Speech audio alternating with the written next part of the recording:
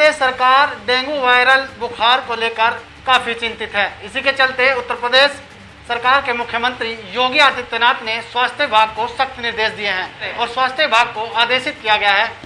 तो स्वास्थ्य विभाग के पास क्या प्लान है और सरकार की क्या गाइडलाइन है, उनके अनुसार किस तरह के पेशेंट अस्पतालों में ज़्यादा पहुंच रहे हैं, उसकी जानकारी करने के लिए हमारे साथ Shamli additional CMO doctor Vinod Kumar मौजूद हैं। उनसे हम बातचीत करेंगे कि किस तरह के मरीज इस समय अस्पतालों में बढ़ रहे हैं और ऐसी मरीजों को लेकर उनके पास क्या सुविधाएं उपलब्ध हैं। सर, किस तरह के पेशेंट अब अस्पतालों में देखने को मिल रहे हैं, बुखार से संबंधित, वायरल से संबंधित, जिस तरह से कई जगहों से मौत की सूचना भी आई? अभी हमारे जनपद में इस टाइप से अभी ज़्यादा संक्रमण का ज़्यादा प्रकोप नहीं है, फिर भी हम लोग स्थिति पे नज़र बनाए रखे हैं।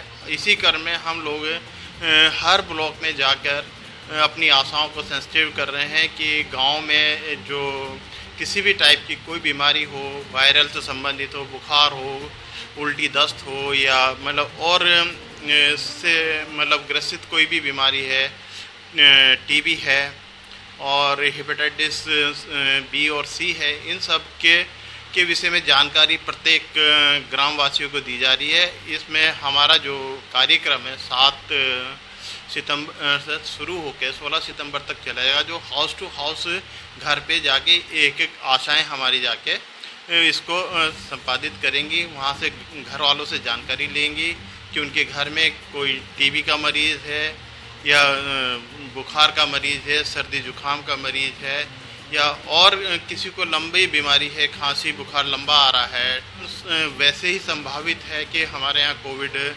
अभी तो फिलहाल जनपद में कोई केस नहीं है कि हमारे यहाँ कोई विशेष केस कोई अब तक केस नहीं आ रहा। काफ़ी दिनों से चल रहा है कि हमारे यहाँ कोविड के कोई पेशेंट नहीं है, न होम आइसोलेशन में।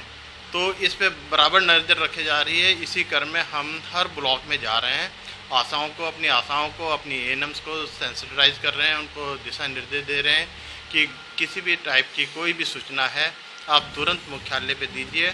और वैसे पूरे जनपद में जो है इस समय जो है कोरोना का कोई पेशेंट नहीं है। हालांकि कई जगह मौतों की सूचना आई है, उनका भी कारण सही से पता नहीं चल पाया क्या वो डिजीज़ थी, क्योंकि बरसात का मौसम है तो संक्रमण फैलने का खतरा लगातार बना रहता है। तो अगर इस तरह की कोई स्थिति बनती है, संभावित तीसरी लहर या किसी भी तरह की, तो हमारे पास क्या इंतजाम जो अस्पतालों में किए गए हैं क्या है और अस्पतालों में क्या मरीजों की इस तरह की कोई बुखार वगैरह की संख्या बढ़ रही है?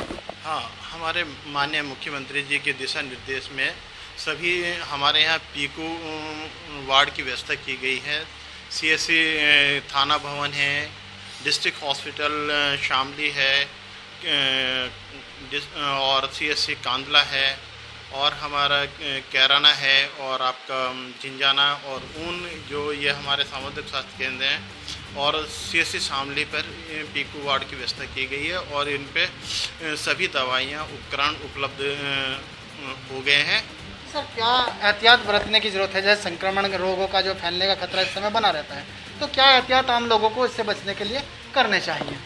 मेन तो सबसे ज़रूरी है कि आपको अपने हाथ हमेशा हाथ कहीं भी टच हो, मैक्सिमम जितना आप अपने हाथ को धोएंगे उससे ज़्यादा आपका संक्रमण का मास्क का प्रयोग करेंगे और जहां आप हाथ ना धुल सकें वहां सैनिटाइज का उपयोग करें, उसमें यह है।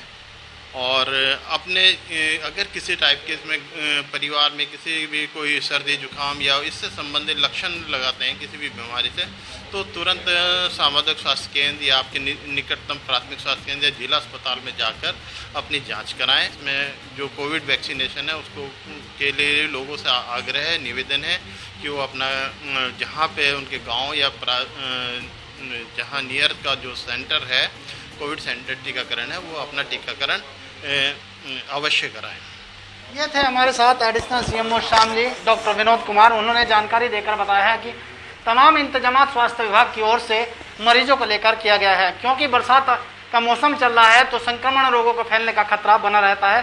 साथ ही साथ उन्होंने क्या एहतियात उनको बरतने हैं यह भी जानकारी दी है। तो यहाँ जनपद शामली में स्वास्थ्य विभाग लगातार अलर्ट है और बड़े पैमाने पर वैक्सीनेशन अभियान भी यहाँ पर चल रहा है।